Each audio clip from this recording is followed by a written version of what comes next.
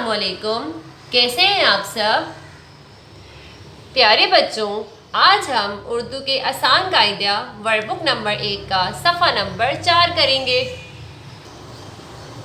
Worksheet number 2 सफ़ा number 4। प्यारे बच्चों, आपको पता है ना, आपने पिछले 2 सफ़ों में हुरूफ की आदि इश्काल लिखी हैं। इसी तरह से हमने सफ़ा नंबर 4 में भी हुरूफ की आदि इश्काल लिखनी है। ये कौन सा हुर्फ है? फे। कौन सा हुर्फ है? फे।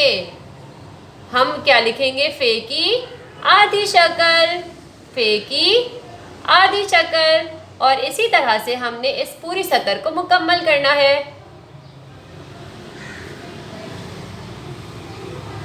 हम क्या लिख रहे हैं? फे की आधी शक्ल। चलिए आइए देखते हैं कि दूसरा हुर्फ कौन सा है। कॉफ।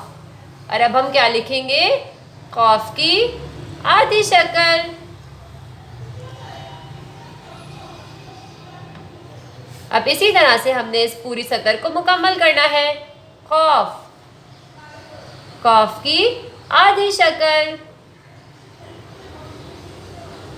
प्यारे बच्चों, अब आपने इसी तरह से इस पूरे सफ़े को मुकम्मल कर इसकी तस्वीर भेजनी है ताकि मैं इसकी तस्वीर कर लूँ। जज़ाकल्लाह।